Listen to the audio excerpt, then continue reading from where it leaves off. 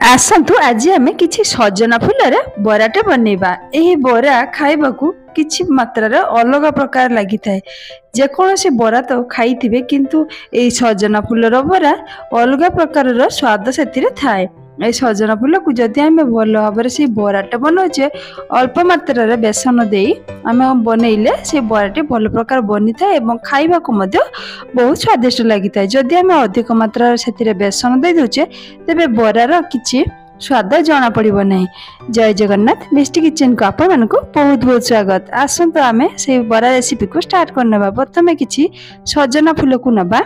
सजना फूल साधारणतः यही होता है एवं से सजना छुई हवा पूर्वर आम से फूल को किसी मात्रा तली नबा।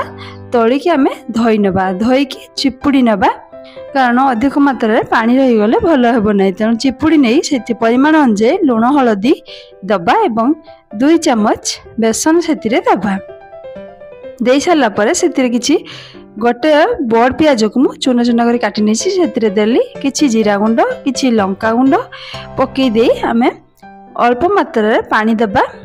अधिक मात्रा दबा नहीं हल्का से अल्प टिके दे आम गलई नवा कारण से फूल पानी अंश रही है। तेणु यही भाव में आम से अल्प मात्रा पानी दे गलई नवा। मिश्रण टी यही भाव में हवा दरकार। अधिक पतला हेले बरार स्वाद भल लगे ना भल ना। तेणु यही बनी सारा पर आम से गोटे कड़े बसई ना से किसी तेल दबा।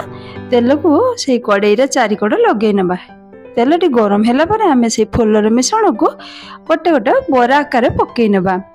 देखो से गैस तेल गरम है गैस फ्लेम को मीडियम फ्लेम रखा एवं से बरा गुड़ी को पकई नवा। पकई सारा पर आम किछि समय छाड़ी आम से बरा गुड़ी को अलटाई नवा।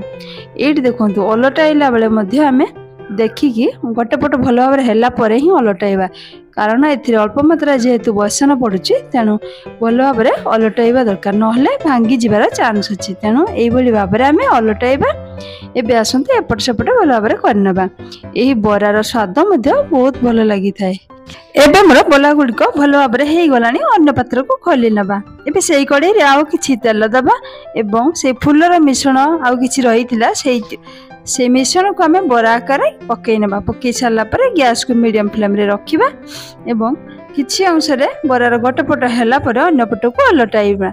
यही सजना फूलर बरा स्वाद अलग प्रकार होता है। जे बरा गुड़ी को एपट सेपट करनबा कर सारा पर देखो भल भाव मोर बरा गुड़ी बनी गलानी। अन्न पात्र को खोली नबा। एबे मोर भल भाव से फूल बरा बनीगला। फूल बरा देखा देखो बहुत बढ़िया देखा से फूलर गोटे बास्ना रही है जहाँकि खाइबा बहुत स्वादिष्ट लगी थाए। तेणु यही भाव में सजना फूल निश्चित बराटे ट्राए करंतु। मु तो भावुची बहुत भल लगे। आपन को केमिति लगुच कमेंट बॉक्स लिखि निश्चित जनातु।